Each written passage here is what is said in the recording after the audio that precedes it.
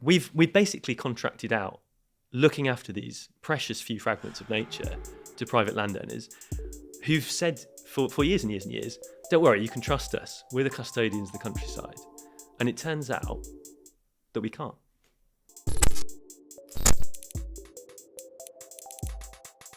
Britain is an incredibly unequal society. We talk about that all the time.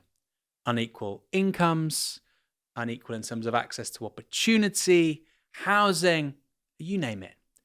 But it's nowhere more unequal than in land ownership. Take England. 1% of all the people in England own 50% of the land. And in some cases, that ownership goes back for the best part of 1,000 years. And that heritage forms the backbone of an argument as to why they legitimately own that land, why they should own that land. We're the best custodians, the best stewards. We'll conserve things better than anyone else. After all, we've had it for so long already. But that isn't quite true, because when you look at the facts about biodiversity, for instance, Britain is in a very bad place.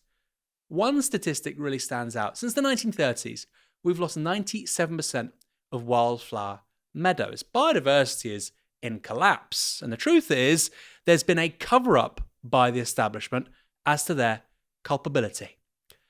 Today's guest is, I think, probably the most important voice at this intersection of land ownership and climate change. He's written a new book, The Lie of the Land. It is a must-read. It's going to be a great Christmas gift for all those relatives and friends who you want to radicalize. He's written 2 great books already, but this, for my money, is his best yet.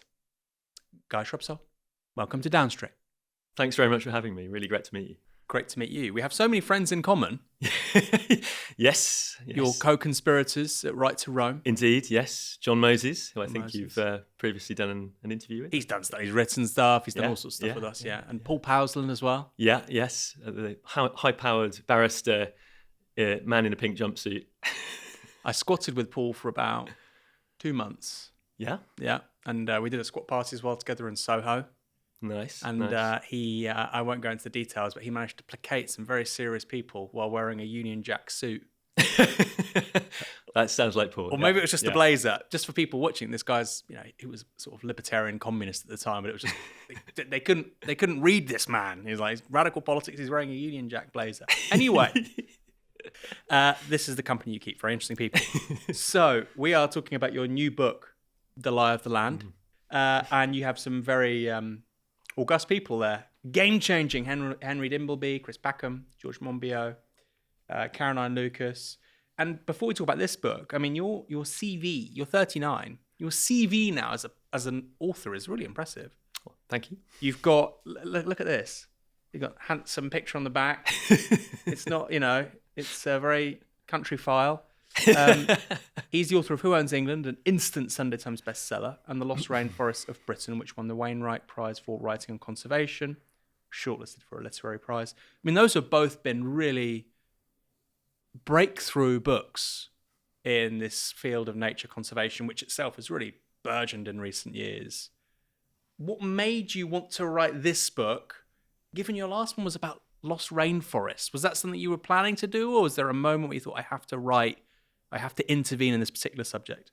So I'm an environmentalist, first and foremost. I'm an environmental campaigner. That goes back really deep in my life. I think it goes back to my childhood when I was growing up in Newbury, little town you probably never heard of. So good they had to put a bypass around it. Back in the 1990s when the Margaret Thatcher's government, followed by John Major's government, was trying to press ahead with what they called the greatest road building programme since the Romans. And they decided they had to put a huge bypass through 9 miles of beautiful, pristine countryside, 4 sites of special scientific interest, and incidentally the woods that I used to play in as a child. So I was quite annoyed by that at the time. But obviously, more importantly, so were thousands and thousands of other people, local residents and activists from around the country. It's the Newbury bypass protests that made Swampy a household name. He then appeared on, Have I Got News for You and so on. Anyway, so it really stayed with me, seeing 10,000 trees being cut down, seeing thousands of activists being arrested for trying to protect nature. And, later in life, after doing a degree in history, decided it wasn't the past that I cared most about. It was the future, and it was about how to actually influence how we protect this one precious earth that we have. And to me, the biggest impacts that we were having were all ecological impacts, and that was going to set the tone of the 21st century. That was going to change how human civilization goes forward. And I really wanted to get involved with the climate movement that was starting to bubble up at the time. I went to the Gleneagles G8 alternative G8 summit that was taking place in 2005, took part in some of the protests there. And spool-footing it a bit, I guess I got really interested in land and who owns it and how we use it, because I think it's really fundamental to the climate and nature crises, but it's such an overlooked part of these interlocking crises. I don't think we talk about it nearly enough. I think it's great that we talk far more nowadays about fossil fuel energy and how that's causing the climate crisis. But the other part of that is land. It's nature. It's the despoilation of the natural world, the unraveling of the web of life itself. And I think it's absolutely fundamental to how we go forward as a society, how we remake society and remake the economy in order to protect nature, to restore it. So I really wanted to delve into this. I delved into this in my book, Who Owns England, which is primarily about the secrecy surrounding who owns land in this country, this sort of 1,000-year-old secret at the heart of the English and British state. And what I'm trying to do in my new book, The Lie of the Land, is to say, well, now we're talking more about who owns land, but how is land being used by this small elite? And how are they abusing it? Yeah. Just to put some numbers on this, you've capsized my entire plan because we're going to go right into it almost immediately. You know, you obviously... Sorry about that. No, it's great. You're prepared for the media round. It's great. I'm going to talk about grouse hunting in a minute, particularly driven grouse shooting. But just quickly with some numbers, because you're obviously very much on top of this. As a percentage, what are we looking at here? What fragment of the British public owns what percentage of nature, quote unquote? So 1% of the population owns half the land in England. And many of those people actually trace their ownership of land all the way back to the Norman Conquest. So you've got the Duke of Westminster, for example. He's often at the top of the Sunday Times rich list. Owns a £9.8 billion family fortune, I think, at the last count. And it was his dad who once, in an interview, once laconically gave some advice about, you know, what young entrepreneurs should do. And he said, make sure they have an ancestor who was good friends with William the Conqueror. And obviously we can't all have ancestors who were good friends with William the Conqueror, like the Grosvenors, the Dukes of Westminster, had. They've owned land in this country since the time of the Norman Conquest. So look, we've got this tiny elite of people who own huge swathes of lands, tens of thousands of acres per estate. And, you know, at the other end of the spectrum, we've got the mass of the general public, you and I. You know, if we're lucky enough to own a house and garden, great, but, you know, that's 5% of the land mass of England. Just 5% is devoted to domestic homes and gardens. And, you know, we hear all the time about how we're a property-owning democracy and everybody, you know, has a stake in the economy. Well, obviously we don't, because not everyone is lucky enough to own a house. But even for those who do, it's a tiny, tiny percentage of the land mass of England. And all of that is vastly outweighed by the land holdings of a few thousand dukes and earls and city bankers. And that is the inequality of land ownership and wealth in this country. I hope you're enjoying this interview. I'm certainly enjoying it. This is the kind of conversation which I love having here on Downstream. We're talking about an issue that, look, it's everywhere in mainstream discourse. It's on the BBC, it's on Channel 4, you can read about it in the papers, but it's very hard to get below the surface.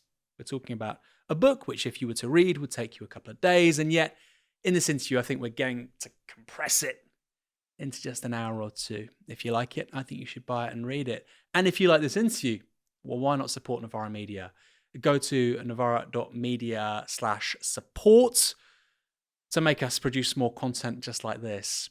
We ask, generally speaking, for an hour's wage to be paid every month. So if you earn £10 an hour, why not give Novara Media £10 a month? We're trying to shift the political dial in this country in a better place. We do that through news. We also do it through conversations just like this to change the conversation so that we can start to have a different kind of politics. If you want to be a part of that, why not support our work? Go to novara.media/support.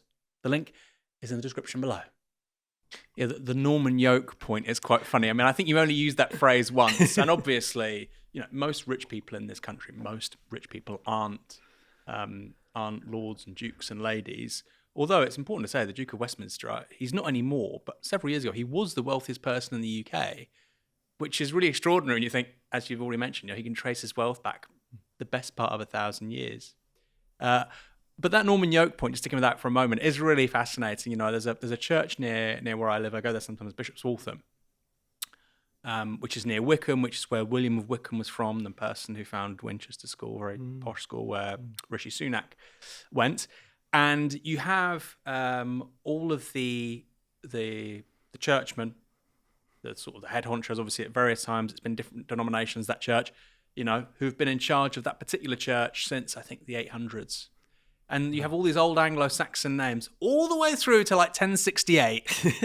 And then it's Henry and, Frank and William and Henry. And it's just this huge, we often think of it as a huge political, cultural shift, but also just the ownership of the land was dramatically changed in a way we find hard to comprehend. And actually, often you hear the Conservative argument, we're not a revolutionary country. This was as close as possible as it is to get to a revolution of land ownership. Yeah. And it's the basis of our status quo in this country, isn't it?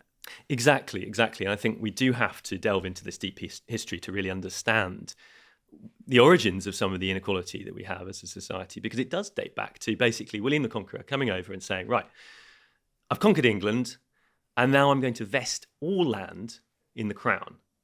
So it's mine, essentially, the crown's essentially to do whatever it wants with it. And obviously fairly instantaneously, he parceled it out to his mates. He was the sort of the Norman Don Corleone of his time. He was parceling out land to his favourites. 200 Norman barons who came over as part of the Norman invasion force.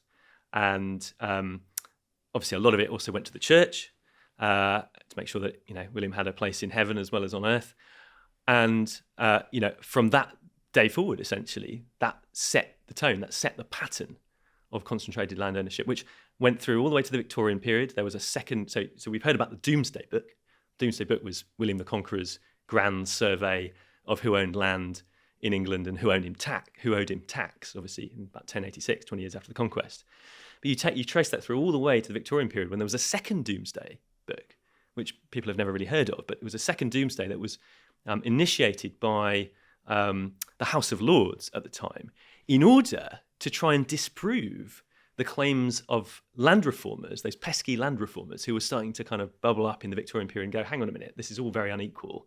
We're starting to talk about more people having the vote. What about also more people having a share in land? And then the House of Lords were like, no. I'm sure it's much more equal nowadays. We've distributed land to many more people, surely. There's a sort of property-only democracy. And they sent out people to go and tabulate who owned land. And sure enough, half the land in England in the year 1873 was owned by about 4,000 members of the aristocracy and landed gentry. So you still had a situation where the incredibly small elite owned land, and most of the land up until that point. And the same is largely true today. Another sort of derive, apologies. I went to Kingston Lacey recently, which is this amazing country house in Dorset in Wimborne. They have some amazing paintings, really amazing paintings.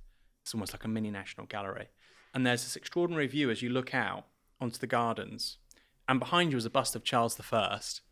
And I was sort of reading the data about this and whatnot, and apparently there was a small sort of hamlet which was removed because it ruined this particular view from this particular window. And behind you is Charles I. And I thought, this just says so much about this country and these ancient structures. Yes. And it's been happening for 1,000 years. I'm sure bad stuff happened before that, of course. But like you say, this idea of in the name of the crown, the crown's domain, when it says Dieu mon droit, people think God on my right. No, it's God on the right of the crown. And you're saying this starts in 1066, and it's still very much the world we're inhabiting now. Well, I think that's right. I think if you visited parts of the countryside where this is true. I mean, I think Kingston Lacy is owned by the National Trust now, isn't it? But many country estates and houses are still owned by the aristocracy or have been bought by, rich oligarchs, city bankers, whatever. But you go into large parts of the countryside and it's still got a very quasi-feudal feel to it. I've visited estate villages where, every house is painted in the same estate colour scheme. It's very hot fuzz. It's like there's this shadowy presence of, the man or woman in the big manor house sort of basically controlling everything. And what you were saying also about enclosure, the enclosure movement, which started a little bit later than the Norman period. It started more in the Middle Ages and through into the sort of Tudor and Stuart period when it really started getting going. But this is also where we have this concept of the Norman yoke, because it was the commoners, the people who were pushing back against enclosure at the time. So at the time of the Civil War, incidentally, also, of course, another time when England has had a revolution, cutting off the head of the king, the world being turned upside down. And you had all these manner of radical revolutionaries at the time who were starting to, think things and say things that hadn't been voiced before about land, about democracy. And one of those was Gerard Winstanley. Gerard Winstanley, who founded this movement called the Diggers Movement. And he talked about the Norman yoke as this idea of the Normans having imposed this very rigid system of hierarchical land ownership on England, rather than the previous, perhaps slightly more egalitarian system that had existed under the Anglo-Saxons. But what he tried to do was to say, actually, why is it that we allow, land to be owned at all, really? He sort of said of the aristocracy who own land, your land has been, is owned as a result of your ancestors, getting it by the sword. It's been got through violent means. Why do you use that as a legitimate basis for government, basically? And he said instead we ought to be treating the earth as a common treasury for all. So sometimes people sort of refer to Winstanley as sort of an early communist or an early communitarian, having ideas about land being owned in common and managed in common. And I think that's a really, really interesting idea that has newfound resonance today when we're talking about how land is owned and how land is used for the common good. And this is all relevant to the book. And by the way, this is all mentioned in the book. You're talking about Winstanley and whatnot. This is all mentioned in the book. But it's particularly relevant in the broader context now of the climate crisis. So we're talking about land ownership, huge asymmetries. The counter-argument we've heard time after time, and it's obviously articulated in the book as well, is that, this asymmetry is legitimate precisely because it means that we can better conserve and look after nature. And your point in the book is actually this is the completely wrong way round. These asymmetries actually allow destruction, environmental degradation, actually higher CO2 emissions. So let's start with a really great example of this. I've mentioned it already. Driven grouse shooting. Give me some facts. How much land in England and Scotland is given over to grouse moors? And what are the numbers here? How many grouse are we looking at? How many pheasant are we looking at? That's a different thing. What's the difference between grouse and pheasant hunting? Which is worse? Sorry, there's a lot there. Basically shooting small animals which are semi-tame. Yes. So grouse shooting is what might seem to most people to be this sort of very Victorian sport. And it is indeed a Victorian sport. It's where it comes from. But it's still here in the present day. It still dominates huge areas of England and Scotland. About 500,000 acres of the English uplands are devoted to it. I think that's an area about the size of London, Greater London even. About 2.5 million acres, I think, are devoted to grouse shooting in Scotland. And this is an intensively managed form of shooting. It's an intensive form of land management, and it happens to be taking place on our single most important carbon store, which is our upland peat bogs. And these are huge areas that have of soil that have historically sequestered carbon over thousands of years. They're essentially a form of fossil fuel in the making. They're very, very important ecologically. We have a huge number of them in the UK. They're very special sort of UK habitat. And they store about 3 billion tonnes of carbon. So it's really important that we don't let them basically go up in smoke and emit all that carbon dioxide into the atmosphere. So what do the current owners do to it? They set it on fire every October. Every October is the start of the grouse moor burning season. It's when they burn the heather that lies and grows on these grouse moors. And they do it really for one purpose, in order to create a foodstuff for the grouse, this little bird that lives in the uplands, red grouse, and in order to maximise their numbers ahead of next year's shooting season.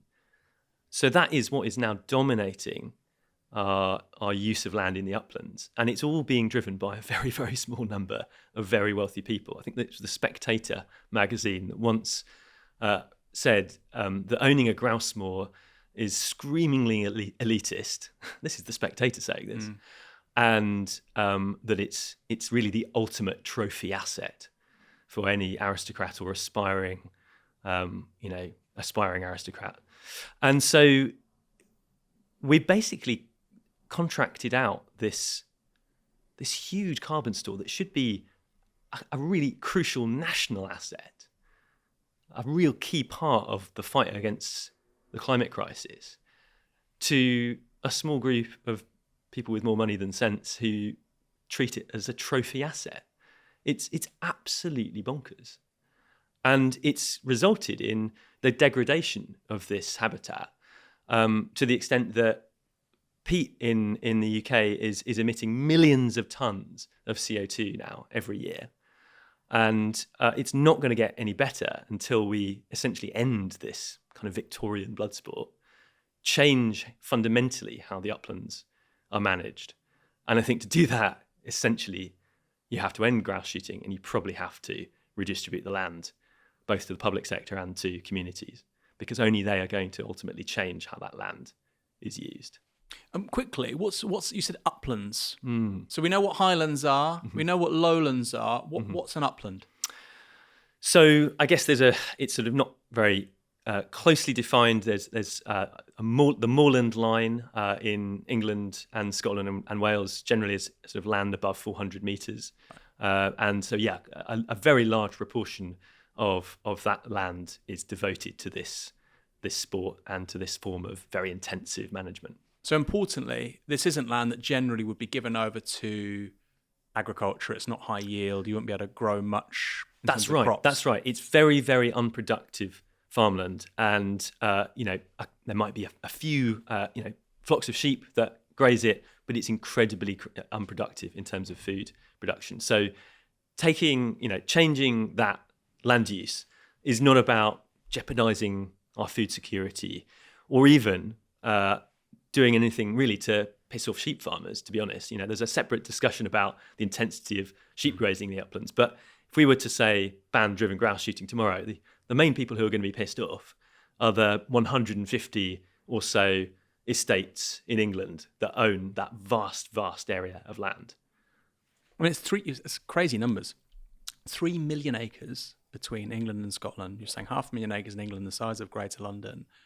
And this is land which, like you say, isn't really disposed to agriculture or housing. I mean, you could probably make the argument for housing, but, it's because you get the YIMBY conservatives saying, no, we need to build. It's probably not wise for building houses on top of peat bogs. I would say they'd probably sink, so I wouldn't advise it, but yeah. The way look at Boris Island. I mean, that was a similar thing, wasn't it? So this is really, really fascinating. You're saying actually there's a quite obvious measure we can change here, where we would reduce CO2 emissions, we would actually sequester carbon. There's very few losers, and of course there's also the biodiversity argument, which is, to maintain these hunting conditions, you have to just kill basically everything, don't you? That's right, yeah. I mean, this is the other horrific tragedy of grouse moors and grouse shooting. And I visited more than is healthy, probably. Have you ever been to one? No, I'm very much a southerner. I know there is some of this in the south. I've seen many pheasants. I don't even think I've seen a red grouse. Oh, we should talk about pheasant shooting in a minute. But grouse moors are a deeply, deeply depressing place to visit. They look kind of like lunar landscapes almost. They might look quite nice in, sort of around about this time of year when the heather is in blossom and they're sort of all looking quite nice and purple. But, go in the depths of winter and they are bleak as hell. And they are devoid of most forms of life. And that's because the gamekeepers who are employed by, the aristocrats and the city bankers who own these vast swathes of land are told to go out and kill literally anything that would affect the sport. Any predators, that's weasels and stoats and foxes and birds of prey, which it's illegal to do, but doesn't mean that it isn't endemic on grouse moors. There's wildlife crime all over the uplands of England and Scotland. Even what used to be the Queen's grouse moor in the North York Moors, a gamekeeper was filmed a few years back by Channel 4 News killing a goshawk. So it happens at the very top, and everyone else follows. And even kind of like this defenseless species like mountain hares get slaughtered by grouse moor estates because they carry a little tick that predates on young grouse.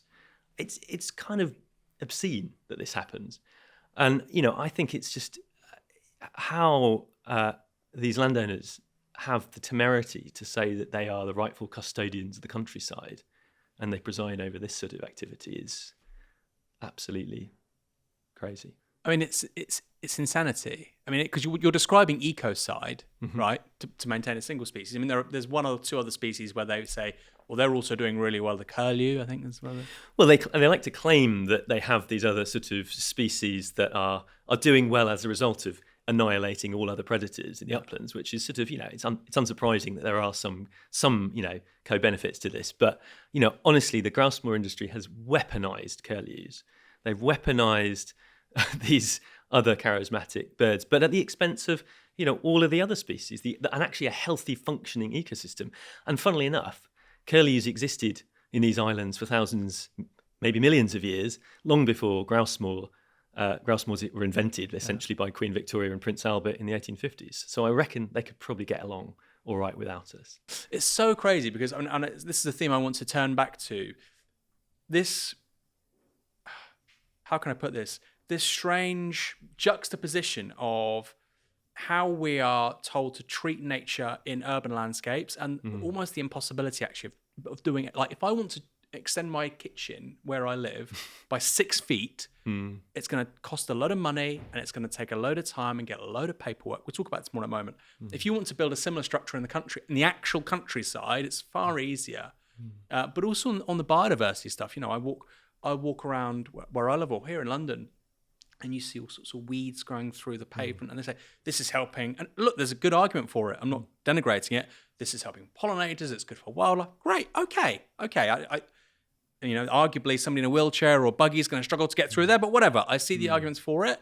But then at the same time, we have 3 million acres where they're destroying anything that moves. Yeah. Basically for what you're describing as canned hunting. And this is the crazy thing as well. It's not even really hunting. These aren't really wild animals. There's in the Forest of Dean, you've had the return of wild boar in recent years, and there's one argument that basically that's the result of 2 releases. One was basically from a farm, and then some people say there was a hunting syndicate that released a ton of. You're more familiar with this than I am, I'm sure. A hunting syndicate released the boar so they could shoot them, and now there's loads of boar in the Forest of Dean, and also they eat them. But what this is like you say, this bizarre sort of pastime that not many people get involved in. I mean, and in terms of eating grouse, how many people actually eat the grouse that are being hunted? I mean, I imagine they go for quite a lot of money at posh restaurants. I've never had one, I don't think. But I mean, the crazy thing as well with pheasants, which we need to talk about as well. I mean, pheasants are a non-native species. Red grouse, they do occur naturally in the uplands of England and Scotland, but pheasants are even more bizarre because they are imported. They import the eggs and sometimes young chicks from France and other countries. And landowners release 50 million pheasants into the British countryside every year, which is more than the weight of all of the biomass of native breeding birds in this country.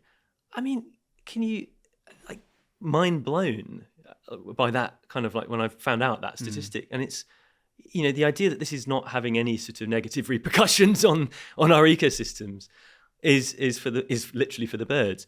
I mean, you know, I think you were making a point earlier about kind of people being asked to do more to, you know, encourage nature in cities, and obviously that's a good thing as well. But I think it is this sort of, it's very similar to the argument that, you know, like Shell would put forward a few years ago about saying, well, everybody should just change their light bulbs, or everybody should just do their recycling. It's this individualization of the problem to occlude the systemic changes that are needed. And this is something we now recognise more in terms of the climate crisis and talking about fossil fuels and the responsibility of fossil fuel companies. But we still have this taboo about land and land ownership, and this idea that the whole country is sort of owned by, Farmer Giles, and it's all small scale farming, which sadly is not the case. It's clearly not the case, and you know, I think large landowners bear a huge responsibility, both for having caused so much of the ecological crisis and for needing to be held responsible for cleaning up the mess. Yes, on the ecological crisis, this is an extraordinary number. Salmon in the River Wye, which is on the Welsh-English borders, has declined by 94% since the 1960s. I think birds, farmland birds, I think 50% since the 70s. That's right, yeah. Collapse in these kinds of populations, and we'll get back to that. You know, do these people actually care? Why? But sticking on that, you made that so beautifully, that point a moment ago about how it's used to occlude the real problem. You know, we have a Swift box on the front of our house. By the way, they work. You know, I keep on walking past Swift box. I keep on hearing Swifts. Great. Swift, for people who aren't, aware that that's a kind of bird. It's quite a sweet bird. Yeah. What's the point of a Swift box when you're dumping in the south of England 50 million pheasant? Which, by the way, these same farmers get so upset about all the foxes. I mean, my God, what a bonanza if you're a fox. You're like dumping tens of millions of these pheasant and partridge every year. But I mean, it's a really key point. And the analogy there of comparing it to Shell and sort of personal climate consumption, when actually we're not talking about, the big infrastructural issues of, how carbon intensive concrete is, etc., is a really, really valuable one. And worst of all, and again, you put some numbers on this, I'll leave those numbers to you, is that we actually pay many of these people to do this, this destruction. So what kinds of figures are we looking at? So there's a really important environmental principle, which is called the polluter pays, right? We expect that of energy companies. If they put carbon up in the atmosphere, they ought to pay to get rid of that, to clean up the pollution, to install renewable energy, clean energy instead. When it comes to land use, we actually pay the polluter. We pay the polluter to the tune of £2.4 billion a year in England.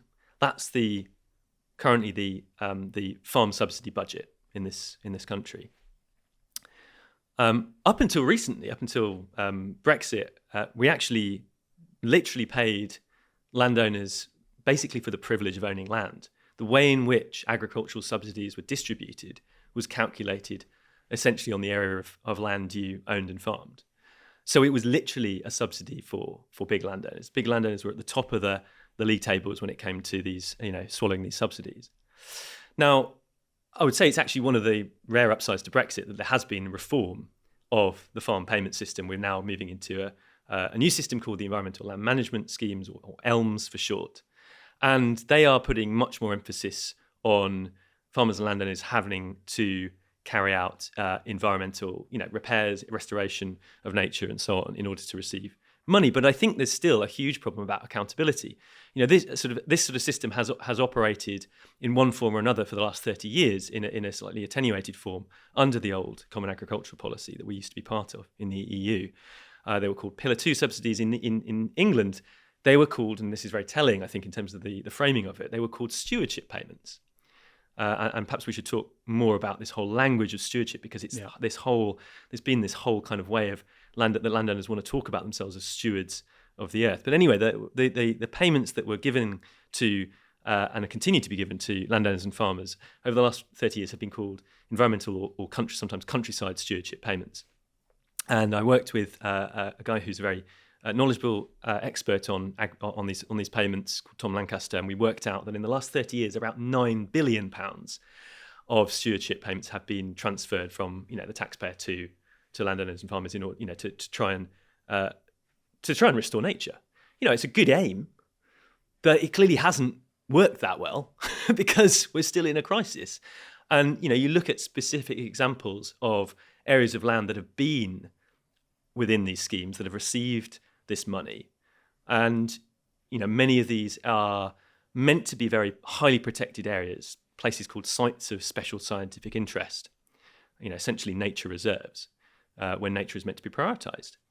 And you'd hope that after 30 years of these triple SIs, as they're known, having been in stewardship schemes, received this money, the landowners and the tenant farmers being expected to do more to restore them, that they would be in a good state. But they're not. About maybe 40%, 39%, I think, of triple SIs in England are currently in a favourable condition, in a good state. The rest are not.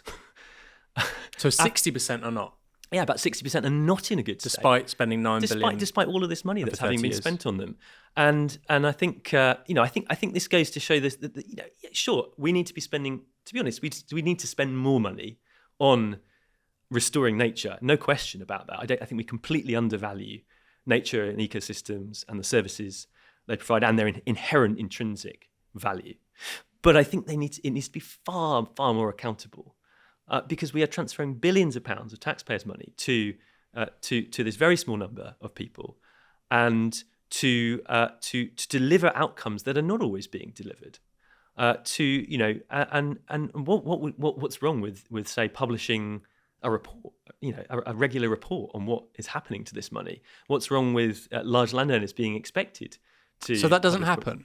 No, you can't. You can't see what happens. There's some data that's published online about that these are the people who've received the stewardship payments. But in terms of finding out the terms of the contract, that's crazy. Monitoring. I mean, this is one of the things that's happened with austerity as well. Is Natural England, who's the government's green watchdog, that is meant to be monitoring the condition of these nature reserves, these triple SIs. But because they've been so cut to ribbons by austerity, they've been hamstrung in some of their basic functions. They haven't monitored some triple SIs for 6, 7, 8, 10 years in cases. And funnily enough, when they finally get an ecologist to go and visit them, it turns out they're not in such a good shape as they were 10 years ago. They're declining. So we've basically contracted out looking after these precious few fragments of nature to private landowners who've said for years and years and years, don't worry, you can trust us. We're the custodians of the countryside. And it turns out that we can't. I know you're saying we need to spend more money on natural habitats in this country, and I would absolutely agree.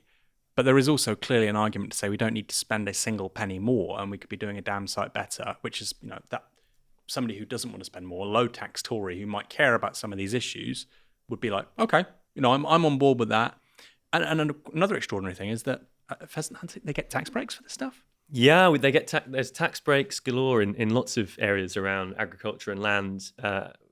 Can I come on to that in just a sec? Because just to there was a point you just made, which you were just saying.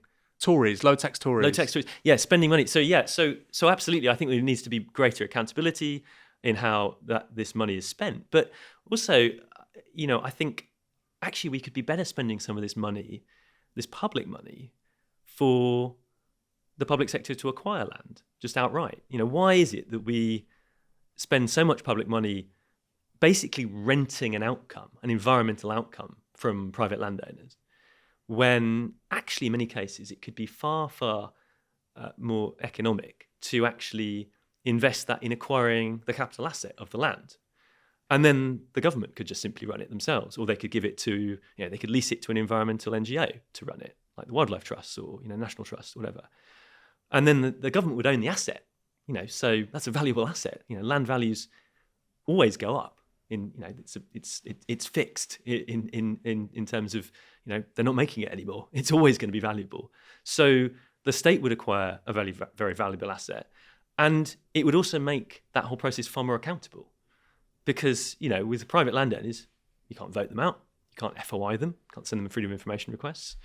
At least with the government, as much as we might find the government unaccountable or doing things we don't like from time to time, at least it is more accountable than the current setup, than private land ownership. And you were saying that an NGO could do it, or a Quango could do it. Mm-hmm. In terms of examples of this right now, so for instance, the New Forest, as far as I understand, to a great extent is administered by Forestry England? That's right, yeah. So that is an area where a lot of it is owned by the public sector. Yeah. But if you look at some of our other national parks, and this is another slightly crazy thing, but people might think that national parks are nationally owned, but that isn't the case. In the UK, national parks are not owned by the nation, which is very different from how national parks are run and owned in places like the US, but also in places like Germany or Sweden or Spain or Japan or New Zealand. They're this area of land that we think of as being something where the nation has a really legitimate interest, both in terms of access to these beautiful landscapes and in terms of how they're managed, how they're run surely in order to preserve and look after wildlife and habitats. But the vast majority of them in England and in Scotland and Wales are privately owned still. And that means that it's really, really hard for national park authorities to actually ever achieve some of their outcomes, both around nature restoration and around things like access. So, yeah, I mean, in terms of what do we do about this? I think one of the really important things that we should be doing is increasing the amount of land that's owned by the public for nature, for the purposes of nature restoration.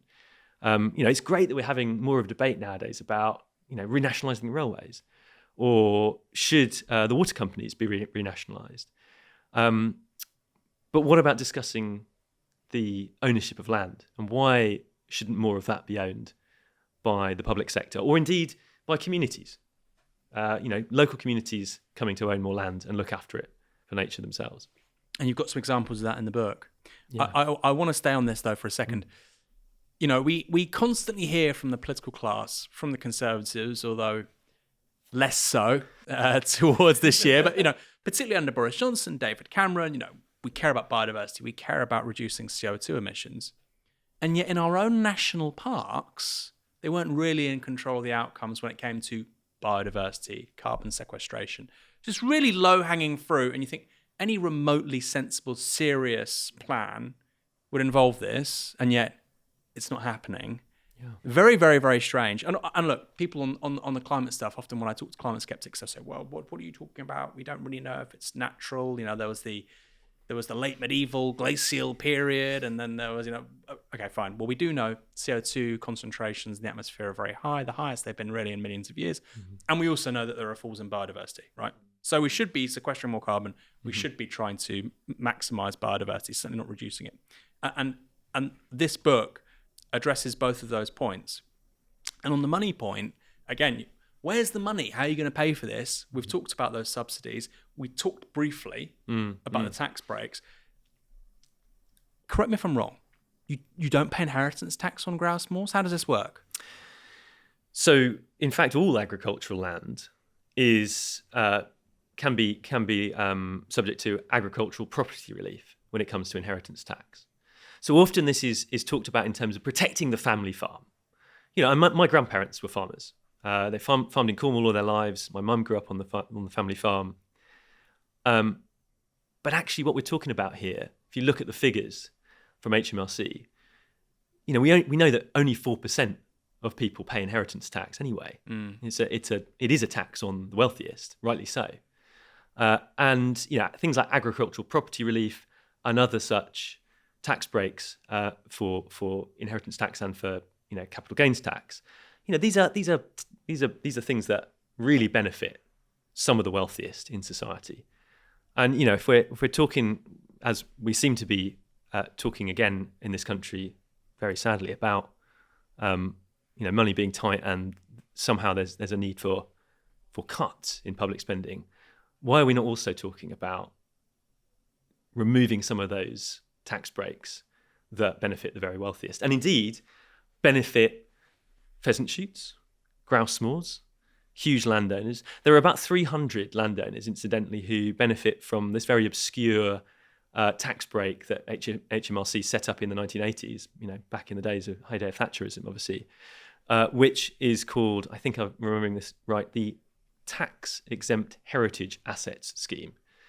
Basically, it's where big estates enter their entire estate, sometimes that's a castle, sometimes that's thousands of acres of grouse moor, to be exempt from inheritance tax, because they believe themselves to be part of our national heritage. And there might be some very lovely landscapes that get entered for this tax break. But what that's actually delivering in terms of public benefit is very, very questionable. A lot of these are big estates that are, as we talked about, grouse moors, upland areas. Now, since the year 2000, we've actually had a right to roam over our moorlands and other parts of our countryside, a very small area of our countryside, but at least we've got a right to roam over places like the moors. For me, there is therefore very, very questionable. It's very, very questionable why there are still these tax breaks for some big estates when they were sort of initially agreed back in the 80s and the 90s, saying, "Oh well, we'll give the public, the great unwashed, access to our upland areas, to our beautiful moorlands, in return for this tax break." Well, there's a kind of right of access now. So what's the benefit? What's the purpose of the tax break? And in terms of the other reasons why they have these tax breaks, in order to look after the land, well, we just talked about some of the detrimental impacts of how these estates are managing the land. Again, I would seriously question what is actually being done in return for these huge tax breaks worth clearly millions of pounds overall. And they really ought to be abolished. Reviewed, I hope, by the Chancellor, by Rachel Reeves, and abolished in the upcoming budget. Do you think they might be? Well, I hope they're looking at it, because if they have to plug, this £22 billion, supposed black hole or whatever in the public finances, then they really ought to be plugging that with removing, tax breaks that don't make any sense, and by levying new taxes. They could be levying land taxes, land value taxes. They could be looking at carbon taxes that would also fall on land owners in some cases as well. You're destroying biodiversity. You're underpinning massive land inequality, and you're emitting loads of carbon. Here's a tax break. It is kind of crazy, isn't it? It's literally that, yeah. It is kind of crazy. And also, if you're a smart if you're a member of the 1%, if you've got like £100 million plus, a smart accountant is going to say, well, look, we've got a nice portfolio. Yes, we've got the house in Mayfair that's held in a trust. We've got these precious gems. If you ever need to leave the country quickly, that's quite useful if you're Russian. They're very valuable and very mobile. That's something I once heard an oligarch's kid say to me, that is, if you have wealth, you want to have precious gems because you need to move quickly sometimes. Right. He was Ukrainian. Right. Interesting bit of advice. Yeah. This was in the heyday of booming London and oligarchs. Yeah. But this is really useful, right? You say, look, well, you've got this asset. Okay, well, it's not very fungible. It's tax free, like you say. Land is only going up one way in terms of value inflation. So a smart accountant would say to any member of the global 1%, buy a grouse moor. It's a great investment. Yeah. And for some reason, the Conservatives over the last 14 years had no issue with that. On the Conservative Party, are they fundamentally incapable of addressing the problems you've identified because they are effectively the party of the propertied interest in this country, the landowning class? Even before democracy, that was the case.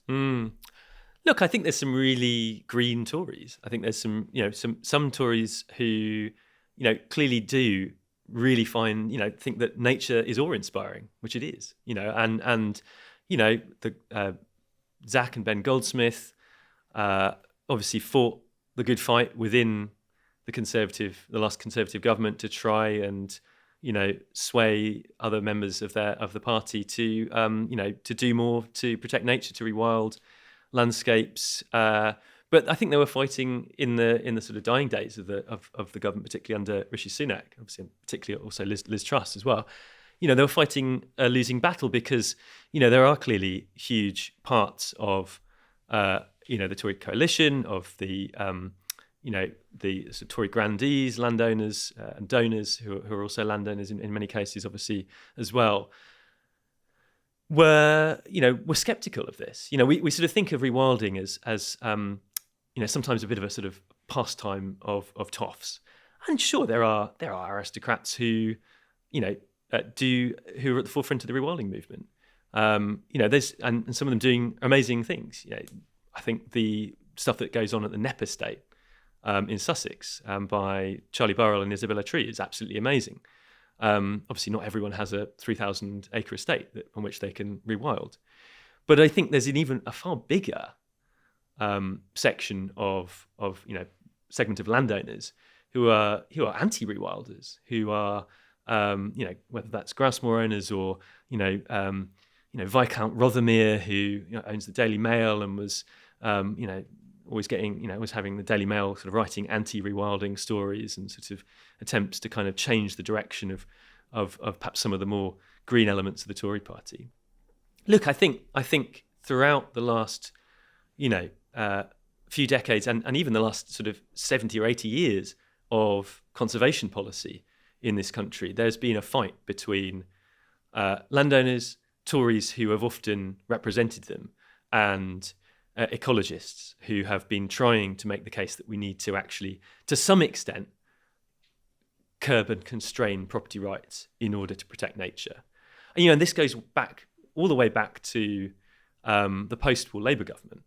When Clement Attlee got in, swept to power, and obviously implemented all these sweeping reforms in terms of the creation of the welfare state, nationalising 20% of the economy, but also created what the historian Matthew Kelly calls the nature state.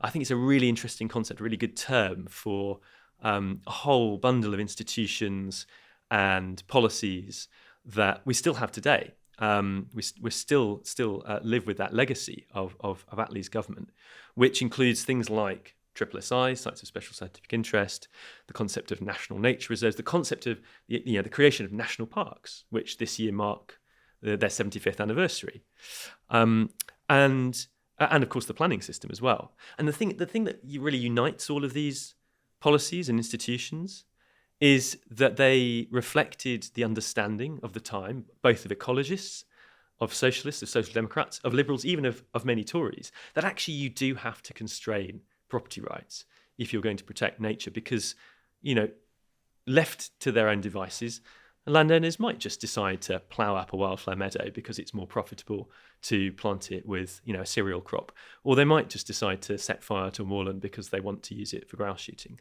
And we have to recognise that some parts of the world have to be put off limits to those sorts of extractive forces. And I think you can look at the history of an organisation like Natural England, what it's called today used to be called the Nature Conservancy when it was first founded, and it's this constant tussle between saying, on the one hand, we're the ecologists, we're saying, please, we really have to protect these last fragments of nature. We've already destroyed so much of them. We've lost vast swathes of our wildflower meadows, of our our lowland heaths and so on. These beautiful 97% of 97% of wildflower meadows were lost, have been lost in this country since the 1930s. Primarily to what? To crops. So a lot of that has taken place in places like the chalk downlands of the southeast. A lot of that was lost to agriculture. We sort of think of that as being the sort of wartime plough up, so sort of the necessity of World War II. But actually, a lot of it also took place as a result of post-war profits and subsidies in the sort of 50s and 60s. But I'm afraid the litany of depressing statistics on this, you could go on and on with them. Possibly one of the most kind of terrifying statistics is how we've lost, I think it's 99% of the original fenland in Cambridgeshire. And this is another extremely important carbon store. Again, it's peatlands, but it's lowland peat. It's a different sort of habitat to what you get in the uplands. This was originally started by just 13 venture capitalists at the time of Charles I, way back in the 17th century. and these guys were set to draining the Fens, what used to be this huge wetland common, and they decided that they wanted to put 2 enormous drains into it. Got Dutch engineers over to help drain the land and convert it to profitable farmland that they would then go on to own. But look, I've slightly kind of diverted from talking about, you were asking, are the Tories incapable ultimately of grappling with this problem? I don't think they're incapable of it, but I certainly think in their current incarnation, certainly if they continue to move ever further rightward and ever more neoliberal in their view of the world, yes, they will be totally incapable of grappling with the fundamental drivers of the nature crisis. And what I really hope is that the Labour government and more broadly the left really start to grapple much more seriously with the nature crisis, with the need to, have to contend with private property rights, to contend with the fact that a small number of landowners are driving disproportionate amounts of ecological destruction. And you don't need to be an anti-capitalist to say the problem here is capitalism. Mm-hmm. You don't need to be an anti-capitalist. So, Marx would say, look, the big problem for capitalists is that they're in competition with one another. Even if you're a lovely farmer and you don't want to destroy that wildflower meadow, you don't want to fill in that river, the guy next door does. He will do. And if he does, he's more competitive than you. He's going to put you out of business. You're going to have to do it to make your margins, because the market sets a price for certain goods and services. And if some people act in a certain way and you refuse to act like that, whether that's exploiting just spoiling the land, you're out of business, pal. And then the worst thing of all happens, you're a worker. You don't want to do that. So, and that is a really important point to make. And look, you don't need to be a Marxist or an anti-capitalist to understand that. The competition makes much of this inevitable. Just to, you mentioned the Fens. We'll talk about that in a moment. And I have a bit of a critique about that part of the book. As much as I broadly agree with it, but I have a question for you about that. But I will come to that question in a moment, because you cite the Fen Tigers and a poem from the time called Pout's Complaint. Oh, it's wonderful. And you call him a fishy Che Guevara. This is from the 17th century. This is amazing. It's a poem from the 17th century about what's going on in the Fens and the draining of the Fens, which is one of the largest wetlands in northwest Europe. Come, brethren of the water, and let us all assemble to treat upon this matter, which makes us quake and tremble. For we shall rue, if it be true, that Fens be undertaken, and where we feed and fen and reed, they'll feed both beef and bacon. It's such a great poem. Amazing. I mean, that's why you should read the book. It's a rallying cry. It's great. What a great poem. And that's the sort of poem you would read from the Luddites in the early 19th century, or you'd read from this is the enclosure movement. But that genre of popular poetry about the 1%, it's not new, sadly. But on the Fenlands, because you make a really interesting assertion, you say that basically, and you have an image here about the most fertile parts of the country in terms of agricultural land. Yeah. We could basically put off limits to agriculture large parts of England, and it would have a negligible impact on agricultural output. I think you say something like, I don't know the numbers, you correct me, something like we could basically do it with a quarter of the land, and it only accounts for like 3% of. Yeah, something like 20%, 21%. That's right. So this is a statistic from the National Food Strategy that was actually brought out, commissioned by the government a couple of years ago, which is that if you look at the distribution of land in the UK, well, in England specifically, and as we talked about earlier, there's land that's more productive for food, growing food, and land that is much, much less productive for just reasons of geography. It's just impossible to make that land, ultimately much more productive. It's high up, or it's really clay soils, or it's peat. And this is what the National Food Strategy said. It's actually about a fifth, or 21% or so of England. They said you could essentially cease farming this land, and you'd only have about a 3% impact on calorific production. So, I don't think people are saying we should cease farming entirely on that land, but you could certainly farm in a much more nature-friendly way. You could have lower stocking densities of upland cattle rather than loads and loads of sheep, as there are currently. You could certainly get rid of all the grouse shooting. You could certainly do far more to restore habitats in those areas and bring back some of the diversity of species that we used to have in these areas. But yes, I mean, the fens are a really interesting question. They're a really because they're super fertile. They're a really interesting conundrum. Yeah, I totally agree. That's a really, really big problem. How do you solve a problem like the fens? Because it's a very compelling argument. You know, the uplands, get it off limit. I mean, you know, you could rewild vast swathes of it. Totally. I mean, we talked about Knepp a moment ago. Amazing place. People should go there in Sussex. You can walk the dog for free. Keep on a lead. Yep. We were told off once because we have a French bulldog who just literally won't leave my side. But keep him on a lead. Okay, you're the boss. There might be, you know, God knows what birds are out there. Well, and large cattle that might trample you as well. Yeah, no, he is a good boy, but as a rule, I totally get it. So we've kept him on the lead. Very good. It's a remarkable place because, you know, in the middle of summer, you just put your foot down on a bit of grass and you just see grasshoppers and crickets fly out. It's wonderful. Yeah, and I've never seen that anywhere else in England. Yeah. Utterly extraordinary, and like I said, it's free. You should go there. And they've just built this lovely new. It's very posh. It's a new cafe and farm shop. Go glamping. Yes. Yeah. Well, and you know, this was.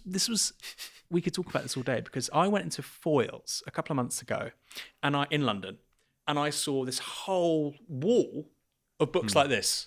I'm sure your last 2 books were there, right? And I remember I posted a tweet and I was like, this feels like a really serious vibe shift. Yeah. Right? Yeah. In so much as nature writing is now percolating in the popular culture. Now, of course, some people can disregard that as middle class stuff, whatever. Probably true, right? To an extent. Yep. There's lots of middle class people, and also they have massive consumer power. And that was before the general election. But seeing that, going to Knepp and seeing people with their hybrid SUVs buying and there's a real contradiction. There's a real tension there. Absolutely, yeah. But then of course it's perfectly possible for the Green Party to be winning seats off the Tories in places like North Herefordshire because there is this tension within, you know, maybe Tory, Labour swing voters. Maybe they voted Lib Dem, but they actually care about this stuff and they're persuaded by people like yourself. So that was just a funny thing about Knepp, seeing these, like I say, hybrid SUVs and people walking around this rewilded estate. Anyway. The point with the fens is, though, it's immensely productive. Yep. And if you want the country to be even remotely self-sustaining with regards to agricultural production, I mean, it's really the only Class A land that England has in terms of food. Yeah. So would you accept the argument that, sorry, the fens are off limits, we're actually going to keep farming them, maybe slightly less intensively, and we'll do this other stuff? Or are they actually quite central to your vision of a different kind of country? Well, look, I think you're absolutely right. And it's something I try and grapple with in the book. I'm not saying that there is an easy solution to something like the fens, and far better people than me have been thinking about it for far longer.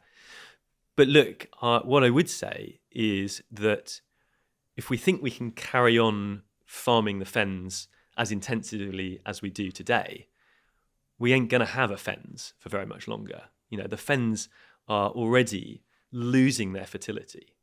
They are composed largely of this very rich, fertile peat soils, huge carbon store, also very fertile. However, and incidentally, it's a totally different kettle of fish to the peat soils in the uplands, which are very infertile for lots of different reasons, which I go into in the book. But the fens are absolutely a huge kind of agricultural breadbasket. It's also where we grow a lot of our fresh veg. And, under any sort of dietary scenarios, if you think that we can all go vegan tomorrow, or we're all going to start, eating fermented proteins and cut down massively on meat and dairy, which, clearly we do need to do considerable changes in our diets. But under any kind of dietary scenario, we are going to still obviously be eating a lot of fresh fruit and vegetables, as we should be for health and so on. And therefore the fens are going to continue to be really, really important. But are they? Because this is the problem. Because we farm them so intensively, starting with what were basically 17th century venture capitalists, rinsing them for as much profit as they could, through to the people who really own them today, it's moved on from the venture capitalists to the institutional investors, people like pension funds and even the Church of England, the church commissioners who own a big chunk of the Fenland peat.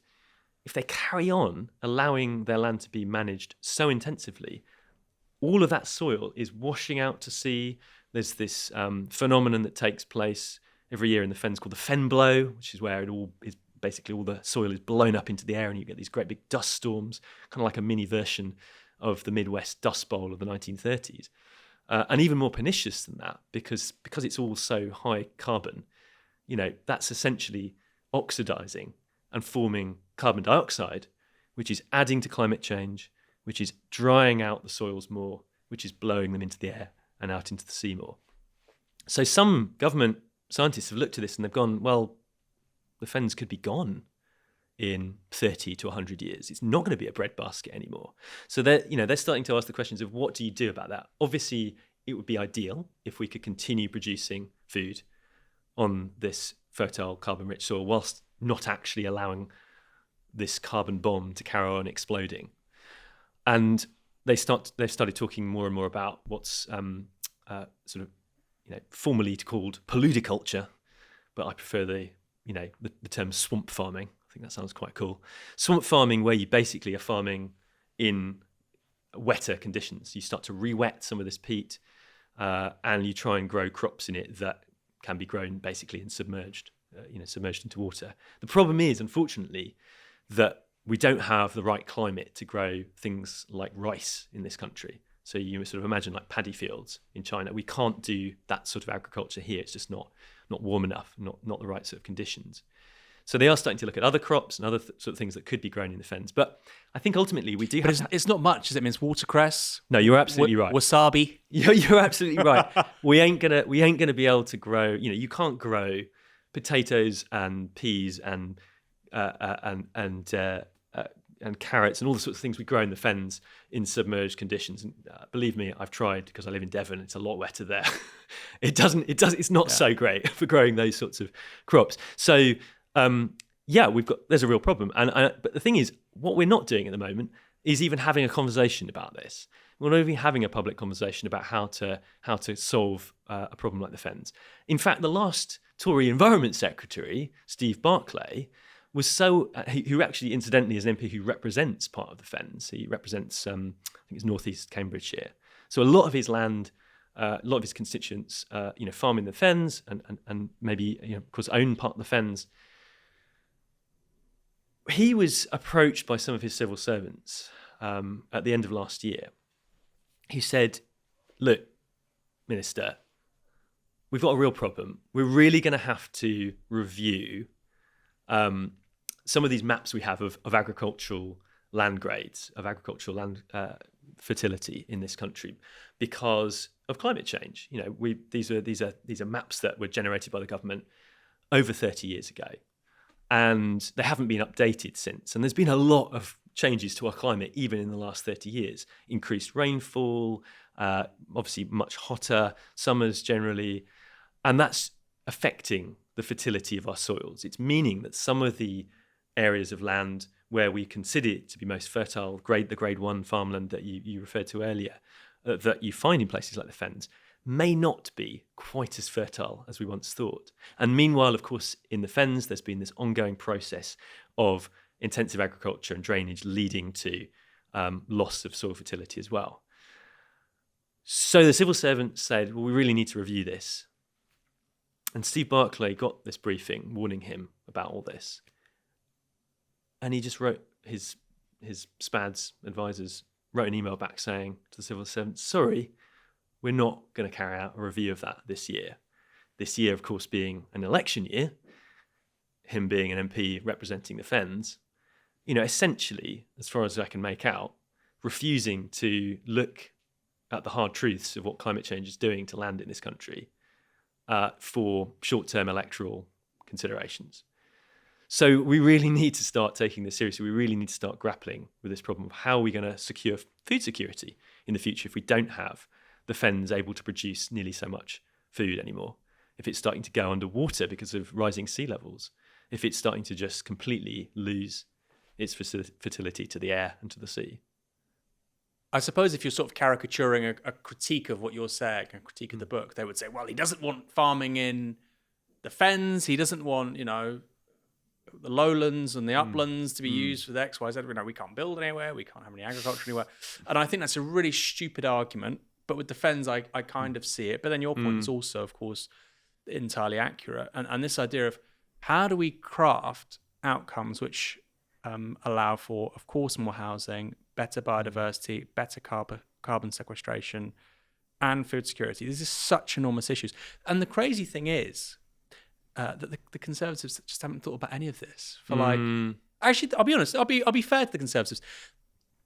Most of the political class hasn't really thought about this for 40 years. They're like, food security, well, that's for Tesco to work out. Yeah. There might be some paper or whatever that, DEFRA has, but broadly speaking, it's the supermarkets can figure that one out. Yeah. Biodiversity, okay, we'll measure some stuff. We actually won't do any monitoring or enforcement. Yeah. It's not been very, very serious. And now it does feel to me that between the rise of China, Ukraine, Russia, all these various crises, you're seeing it particularly in the United States. All of a sudden, national security arguments mean that people start to take stuff really seriously. And I think that's definitely going to happen with food security in this country. Yeah. So let's see how that one plays out. I think I'd add actually something to that, which I think goes perhaps even deeper, which is a kind of not a great sense of land literacy, if I can call it that, in terms of both, our political class, but perhaps to some extent the public at large. We're often, we sort of believe certain myths about the land, that all Britain is built over, it's concreted over, for example, or that, the country's full, or, all these sorts of things that we say about our land and how it's used. And often it's not true. Actually a very small percentage of the UK is actually urban. I think it's about 8.8% in England is sort of, the built environment. 72% is agricultural. 10% of England is forested. Much of that is conifer plantations, not your lovely oak trees. I think we need to really get, when you sort of say, I think it's a criticism I've heard before, or I'm sure will come of, you just want, don't want anything, don't want any change, or you're not allowing for anything to be done in the countryside. Well, obviously that's not true. I think, clearly we're going to continue to devote a large area of our land to farming and to food production, and that's right. I think a lot of that could be done in different ways that is far more nature friendly, far more regenerative farming, alongside areas of land being rewilded.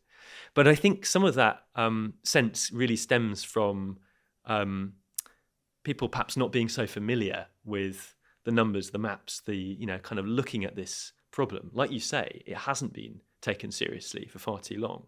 Governments have contracted it out to the private sector, or not had to, not seriously taken account of climate impacts so far. The Committee on Climate Change, for example, recently said that the last decade of Tory government, incidentally, has been a lost decade for climate adaptation.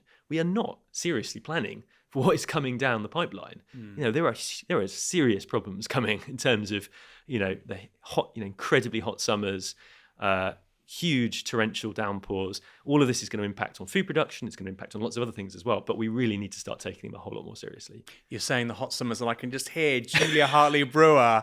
Well, actually, it was the coolest. We didn't have one this year. Yeah, it was the coolest summer since 2015. I actually thought it was quite nice. It was quite wet. Was it wet June? But after that, it was quite nice. I guess the problem is that it's so unpredictable now, and that's the main problem. It's chaos. It's creating such chaotic perturbations in our climate that we cannot start to plan for it. I mean, I just find it it's not amusing, it's obviously awful, but we're probably going to get an extreme weather event in the next 5 or 10 years, like really bad flooding. Yeah. Probably in the places we're talking about around Cambridgeshire or whatever. Mm-hmm. And, I can see it now. Nigel Farage and his wellies and his barber, we need a climate restoration plan. They will do it because it's all about winning votes and being popular. Well, bring in the beaver. Well, maybe, or he'll just keep on the same old. Let's just dredge it all, or something. Well, they do it, but they're already doing it with things like the 2-child benefit cap. I heard Farage make the argument. Yeah. No, we have to get rid of it because we need more kids. This is the 20 years ago. This was the exact same sort of guy who would say, no, they were attacking teenage mums. There were too many kids. Now there's not enough kids, and I suspect we'll see something similar. Let's see. Keep the receipts. Yes. You have a great line here. You're quoting a folk singer. Let me get this up. Utah Phillips, who once said, "The earth is not dying, it's being killed, and the people killing it have names and addresses." I don't want addresses because I don't want the police knocking at my door. What are their names? So I think we talk quite a lot about the examples of good farmers and landowners. Everybody really has now heard of the Nep estate. We've heard about, the fantastic work that people like Isabella Tree have done to promote rewilding in the books that she's written. I have enormous respect for people like James Rebanks, who combines, an incredibly hard livelihood of sheep farming in the Lake District with restoring nature to his farm. What we don't talk so much about is the fact that there's also a very small number of large landowners who've caused disproportionate harms to our ecosystems. People like the 11th Duke of Bedford, for example, who we have to thank for introducing grey squirrels to this country back in the late Victorian period. The 11th Duke of Bedford was, by all accounts, quite a maverick. He had an entire menagerie of exotic species that he kept at his big estate at Woburn, which incidentally today has become Woburn Zoo. But unfortunately, he also had quite a penchant for introducing invasive species to these shores. And invasive species are, species that don't necessarily naturally occur in a country, in an ecosystem, but we, in our wisdom as humans, have introduced them, and they go on to multiply and cause enormous harms to native ecosystems and other species. And that's exactly what happened with the 11th Duke of Bedford. He thought that grey squirrels, native to North America, looked rather nice, brought them to Woburn, started gifting them to Kensington Gardens and to Kew Gardens as well. He gave a pair to Kew Gardens. And at first, nothing seemed to happen. Then a few visitors to the park started feeding them with nuts, as obviously people do today in London parks. And they started multiplying, and they started escaping. And then pretty soon, grey squirrels were everywhere. They spread all over the countryside. And unfortunately, grey squirrels carry this disease called squirrel pox, which they've evolved in North America to be resistant to, but which spread to the British red squirrel population and has completely decimated it. So now you don't find red squirrels basically in anywhere in most parts of England. They've been banished to more remote parts of Scotland, a few outposts in places like the Scilly Isles where grey squirrels haven't leapt yet across to the Scilly Isles. And it's all basically down to this one guy and maybe a few other aristocratic landowners at the end of the Victorian period who and the start of the Edwardian period who thought it would be fun to introduce this species to these shores. Completely mad. I think it's right that his name is remembered in the annals of people who've had an outsized ecological impact on Britain. And you sort of think, well, that sort of thing surely can't happen anymore. But then you look at the landowners who are introducing 50 million pheasants to the countryside every year, and it absolutely can happen. It's still happening with minimal regulations and untold ecological impacts. And in the book, I go into a few other examples of quite a few other examples of landowners, both in history and today, who I think are causing big impacts on the countryside. Dukes and barons and city bankers and so on. But I think we're very used to sort of eulogizing individual heroes when it comes to land and farming, and I think that's great. That's right. But there's only so far that you can go in terms of inspiring more landowners and farmers to join in, because ultimately, I think there are limits to that as a sort of model for how we look after nature. Not everyone has 3,000 acres to rewild, for one thing, but also what do you do when you're faced with a landowner who just isn't interested, but happens to own a chunk of a huge carbon store? We can't just simply say, oh, okay, that's fine, carry on wrecking it. We do the public does have an interest in how that land is used, and I think it's right that the public should start to demand more of all landowners, not just hope that that everyone will be a good steward, or that we can pay them to be a good steward. Not working. It's not working. You mentioned the grey squirrel. Japanese knotweed, was that introduced by posh people as well? Alas, another Victorian introduction. We can blame the Victorians for a lot of things, and certainly something that appears to have spread particularly fast on big estates, where sort of landscape gardeners like Gertrude Jekyll back in the day introduced it and sort of thought of it as quite a nice shrub to have in these big Victorian estates, and then it spread like wildfire. And rhododendrons, of course. And rhododendron, which has infested many of our temperate rainforests and is choking them to death. So yeah, we have a lot to thank big landowners for doing in their infinite wisdom, and we have a huge amount of mess to clear up. It is kind of interesting because, these things are just sort of, they're naturalized, right? Well, we live in a globalized society, and, people travel and greater interactions between, this and that place. And of course, you will have, various species. That's not quite true. You had very wealthy people, like you say, bringing animals and flora from other parts of the world here, and it often didn't work out. Rhododendrons is a really interesting one because if you go to Exbury Gardens in Hampshire, which was basically developed by one of the Rothschilds, they have a little mini railway there as well, great for the kids.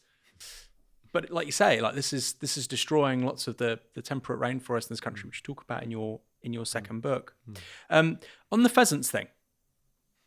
And also, I do like it when people say, we're full up. Yes, we're full up with pheasants. We have 50 million pheasants every year pouring into our country. Get them out. It is crazy. It is absolutely crazy. You think about it. Some of the sort of ultra nationalists, right? They want land given to pheasants, but not people. Anyway, if I want to, like I say, get a kitchen extension, I have to get loads of paperwork. I have to make it, if I want to even change the use of a shop beneath a flat in London, I have to tell the residents above me. I have to get, they might reject the application, etc. If I live in a conservation area, it's going to be very hard for me to do things like change my windows. So in built-up areas, it's very, very difficult to build things. And you might think rightly, you might think wrongly, whatever. I think in conservation areas, it's a very good thing. But in the countryside, they play by different rules, right? So if I'm a landowner and I'm one of these people that's helping introduce 50 million pheasant every year into the countryside, and I want to build certain buildings to help expedite my, pumping pheasant out into the countryside, can I just build buildings? How does this work? Do I need planning permission? So there are two things going on here, I think. So, the planning system, as mentioned earlier, one of those things that the Attlee government brought in the late 1940s, town and country planning, a bit of a misnomer, really, because mostly it deals with towns and the built environment and not the wider countryside. I'll come on to that in a sec.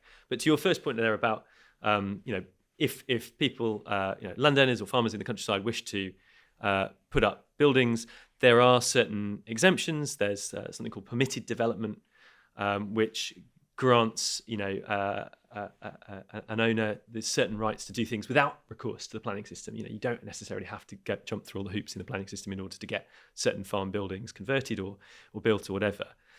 Now, I think that's, some cases that might be fair enough. Might be a part of, the farm business in order to have certain sheds erected and so on. And it's like, it's kind of fair enough. I think the more troubling thing is the fact that, we have this Town and Country Planning Act and planning system in place, but it to notionally govern how land is used, and it's a democratic system. Anyone can take part in it in order to register their support or objections for a particular application. But it doesn't actually apply to farming or forestry or shooting, for that matter. Literally, the Town and Country Planning Act, when it was passed in 1947, it says that farming, agriculture and forestry shall not be considered to be development for the purposes of the Act. In other words, the way in which we use about 80% of the land in England, 70% for agriculture, 10% for forestry, is completely outside of the planning system. So we don't have a system of land use planning in this country. We have a system of governing the built environment where most of us live, but not how we use the vast majority of the land. So if you want to, plough up a meadow, or convert grassland to arable, or take out a hedge, there are certain regulations in place. Some of them hard fought by conservationists over the years, but they're not actually part of this comprehensive system and democratic planning system. And over the decades, some people have challenged this. There was an amazing writer, she's still alive, called but operating particularly in the 1970s and 80s, called Marion Short, and she wrote this incredible, groundbreaking book called "The Theft of the Countryside." Came out in about 1980, and she was a planner. She worked for CPRE, the countryside charity, and she argued, really, in a kind of really groundbreaking book at the time, that it was kind of baffling that the planning system didn't apply to agriculture and forestry, that we really ought to extend this system, which anyone can take part in. It's something that is a democratic system, to these parts of the economy that are causing, and were also already causing by the 70s and 80s, enormous damage to the countryside. You had the real big post-war period of the intensification of farming. You had modern forestry, kind of laying waste to ancient woodlands and sticking up conifer plantations in its stead. None of it being controlled adequately by the planning system or by other forms of nature protections at the time. And so Marion Short and Friends of the Earth at the time and others were sort of saying, well, we should extend the planning system and make it subject to essentially democratic controls. And I think that's something that we really should be talking about now as well. It's a really important question, an important debate to be reigniting, because we've got an even more pressing reasons to have this discussion now, with knowing what we do about the impacts of climate change and the scale of the biodiversity crisis we face. We hear about NIMBYism a lot, and how you just can't do stuff in cities and towns, and it sounds like the complete opposite in the countryside. Yep. The idea that if I live in a conservation area, from reading the book, it genuinely sounds harder to change a sash window in a conservation area than it is to build these, quasi prefabricated buildings for pheasant. It genuinely sounds, which is just kind of insane, actually, when you look at it. I don't think any sensible person would defend that. I have a question for you about Jeremy Clarkson. Sure. Do you watch Clarkson's Farm? Not really. I read stories about it. I've never been particularly tempted myself.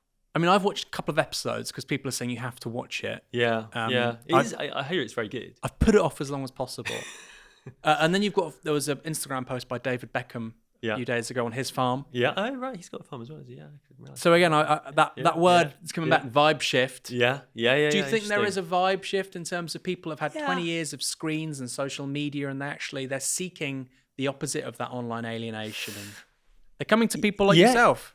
Well, I mean, that's very flattering. I doubt Jeremy Clarkson will read my book, but I'm sure I'd be interested to see what he thinks. But look, to give him his credit, to give him credit where it's due, I did see something from Clarkson the other day where he was saying, "God, I've not seen many butterflies this summer.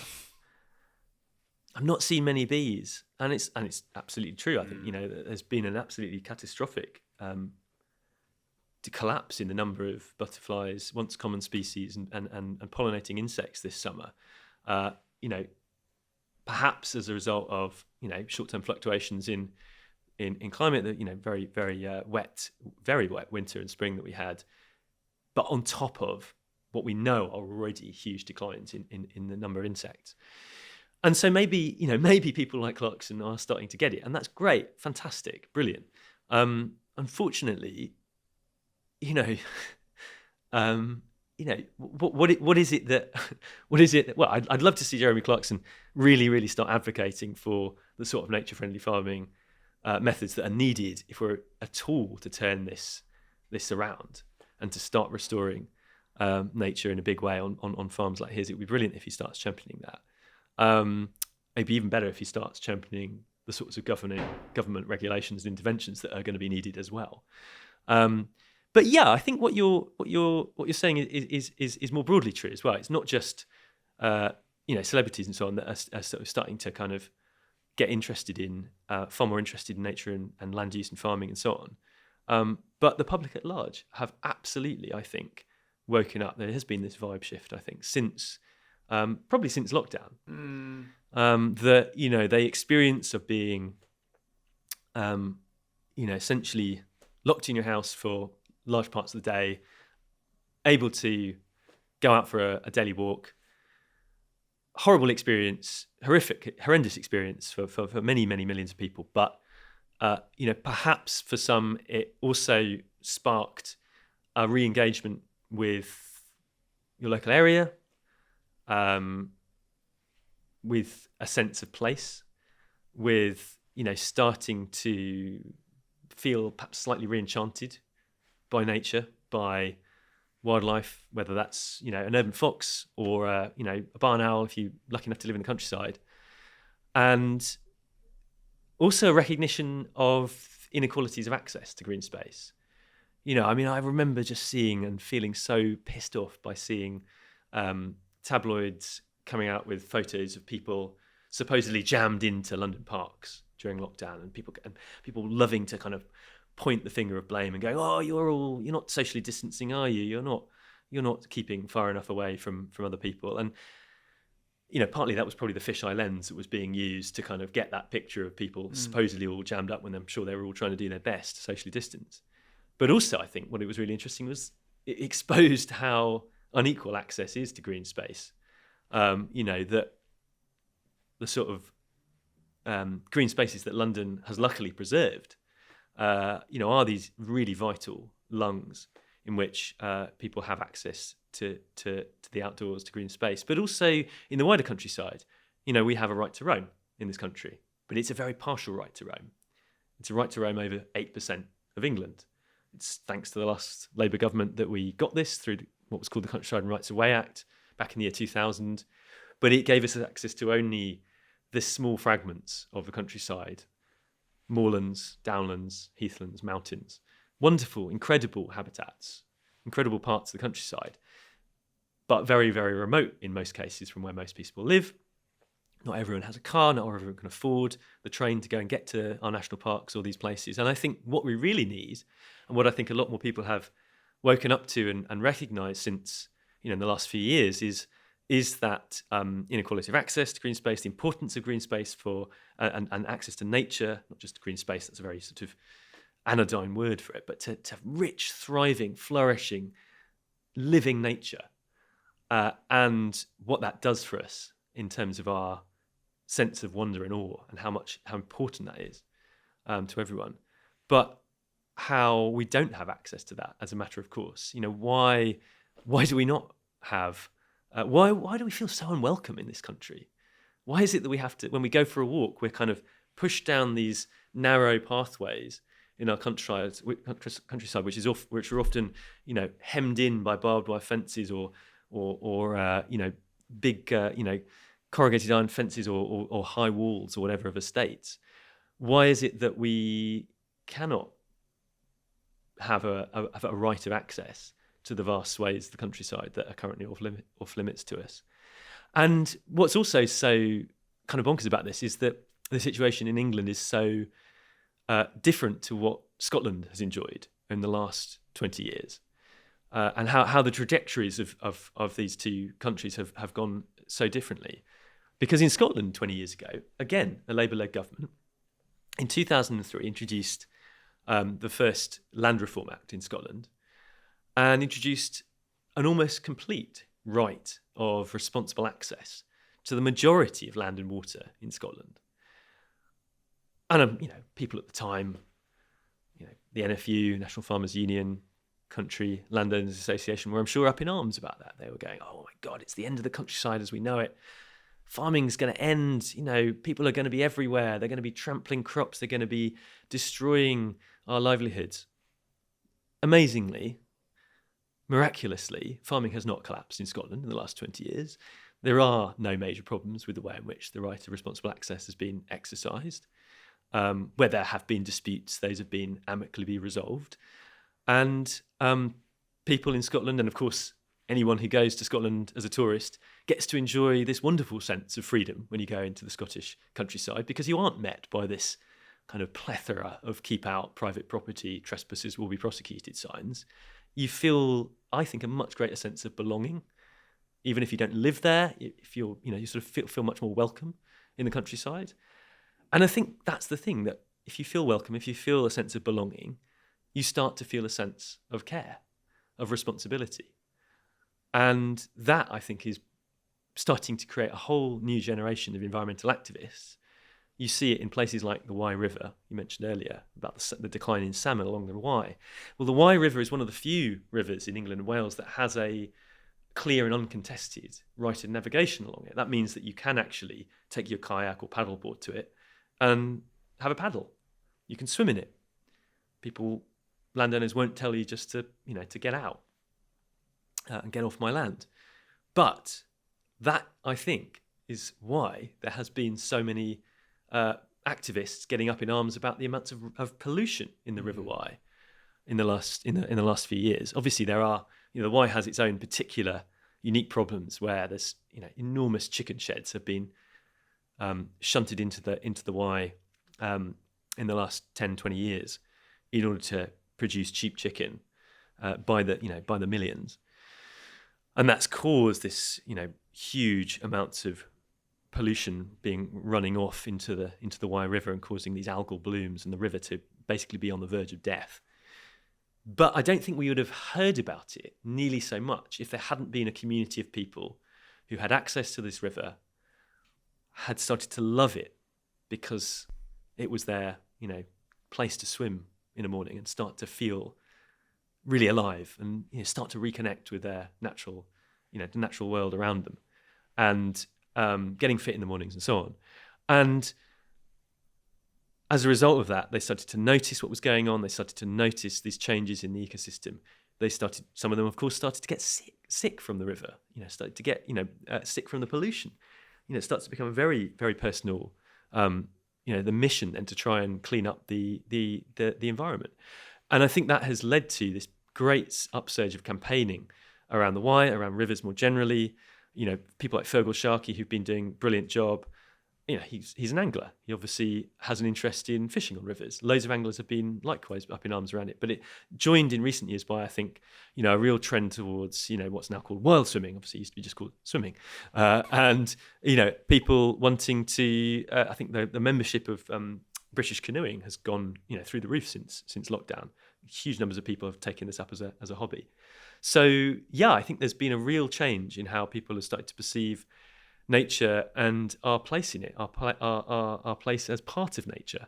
Humans being part of the natural world. We're just an extension of it. But we need to be doing far more to protect it. And I think that sense of belonging is crucial to us starting to turn this around. So that idea of access is kind of the key that begins to unlock a lot of better outcomes. That's really, really interesting. And you make a very compelling argument for it. You also talk about a bunch of other people in the book. We won't go into them now, that you call them whistleblowers for nature. And it really is striking how many people are actually monitoring and observing transgressions, sometimes landowners breaking the law by trespassing.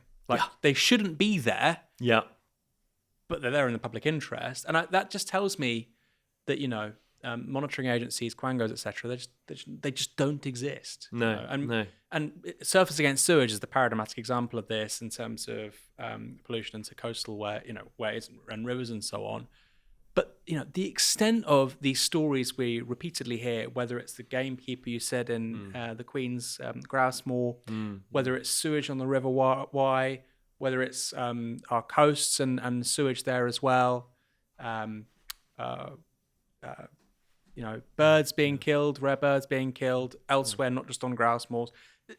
So much of this is volunteers. Yeah. And you just think, where is the state? And again, if you're talking to a law and order Tory, they say, well, you have big problems with, this person breaking the law, yet these guys seem to break it with impunity and nothing happens. On the gamekeeper story, by the way, I was looking at that story. So this is somebody who works in a Yorkshire grouse moor, at the time the Queen's Grouse Moor. I don't think anything happened to him.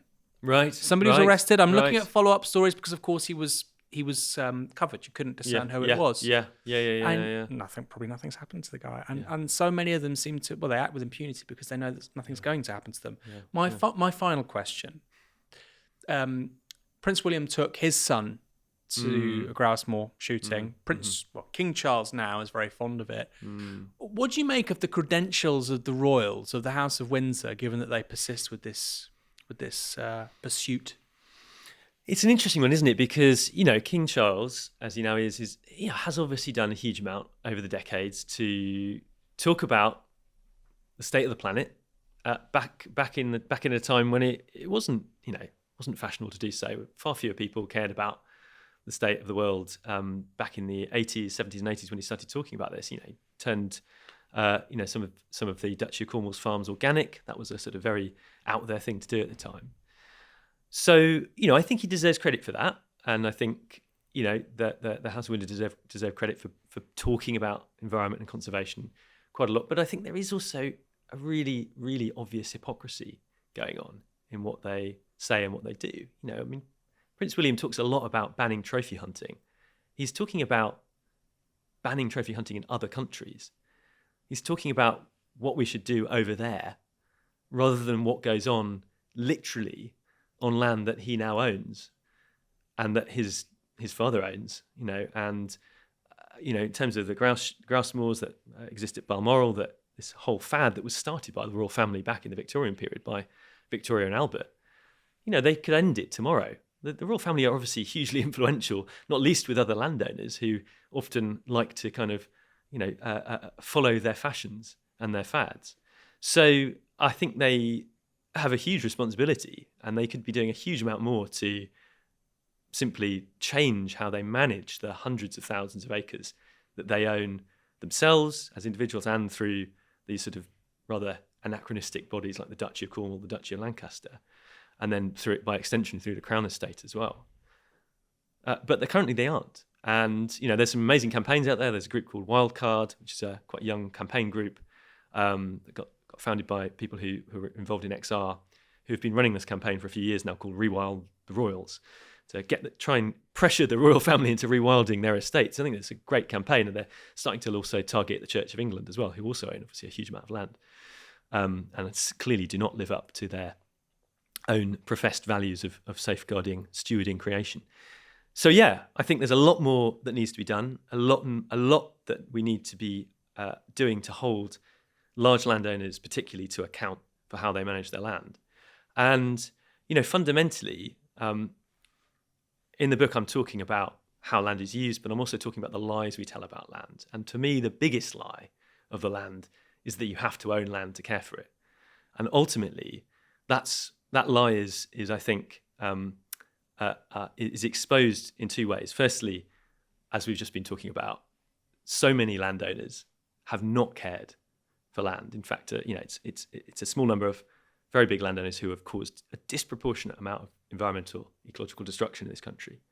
And secondly, where I take hope is from the example of so many people who own no legal title to land, but who love it to bits. They have formed river guardian groups, or they are amateur naturalists who go out and, count the number of species in a field and record it, or who report wildlife crime to the authorities when they come across it in the, behind these keep out signs or behind these barbed wire fences. And I think fundamentally, if we can replace this lie of the land with this profound truth that you can love land and nature and place regardless of whether you own it. And that is fundamentally the route towards solving the nature crisis. What a great place to end on. Guy, very, very fascinating talking to you. And I particularly like the illumination of the hypocrisy of the House of Windsor at the end. Thanks very much. It is interesting, isn't it? Over there, please stop the trophy hunting. But over here, 500,000 acres of land in England, you can kill everything. Carry on blasting away. Oh, yeah. Great book. A very radicalizing Christmas present, I think. Thanks for joining us. Thank you. Cheers.